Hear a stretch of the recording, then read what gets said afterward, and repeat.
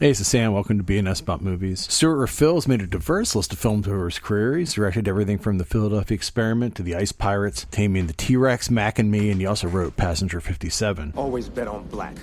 Let's add this movie to the mix, which takes the first Mannequin and does it all over again, but this time it's inside Philadelphia's Wanamaker's department store. It was produced by David Begelman, who invested thousands of dollars from Judy Garland before he became an executive at Columbia Pictures, after Cliff Robertson noted that money had been paid to him from the studio that he didn't receive at one point in 1977, which led to Begelman being let go and a rift within the studio itself. Begelman is more punished for lying about going to Yale in his bio than for stealing money. Robertson was blacklisted for years for speaking up. In 1980, Begelman would return to the job at MGM, where he lasted for 2 years. He produced Fame and Poltergeist. He then moved on to Sherwood Productions, where he produced War Games, Mr. Mum, Blame It on Rio, and The Adventures of Buckaroo Banzai Across the Eighth Dimension, another movie that scammed investors by reporting inflated costs and pocketing the difference. After an investor pulled out, he started yet another production company where he made Mannequin, Weekend at Bernie's, The Fabulous Baker Boys, Short Time, and the movie we're talking about right now. After failing to find funding to keep making movies, he became depressed and shot himself at Los Angeles' Century Plaza Hotel. Way to start strong, right? Long ago, in a faraway kingdom, Do not draw that sword unless you intend to use it, sir.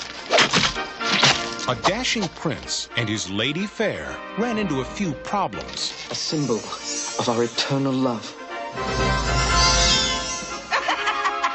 You have cursed my gift! Frozen forever until she meets a true love from another land. And that is the legend of Hauptmann Konig's enchanted peasant girl. 1,000 years later, Jason Williamson started a new job. Well, lucky you. It seems we have an opening on Mr. Montrose's staff. Give me cheekbones. Or give me death. And found the girl of his dreams. 2.5 billion women in the world, and I'm trying to score with a statue. There is definitely something wrong with me. Gesundheit. Dankeschön.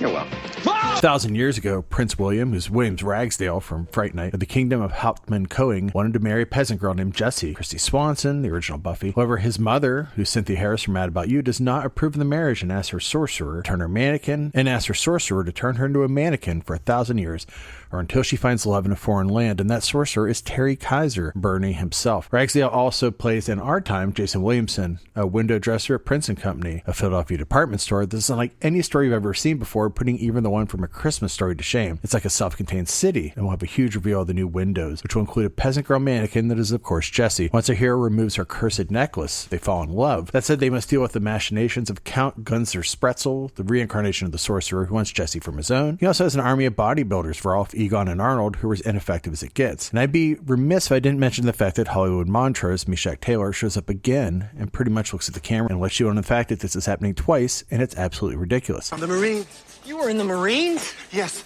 they were looking for a few good men, and so was I.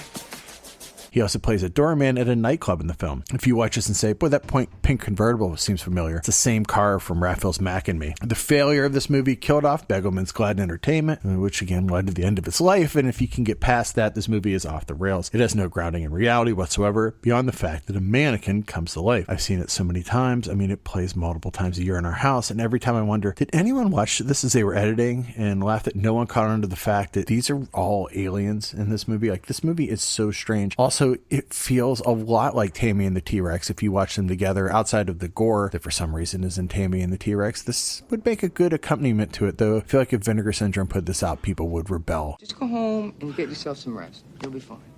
An artiste does not leave his work unfinished. No, it looks fine to me. In that case, I'm a dream that once was. Look out, Albert, because Hollywood is on your case. Yeah, go get her. Thanks for listening to BNS About Movies. If you want to find some other stuff, well, good news. I got a lot of reviews on the site. I got a dog losing his mind upstairs. We got it going on.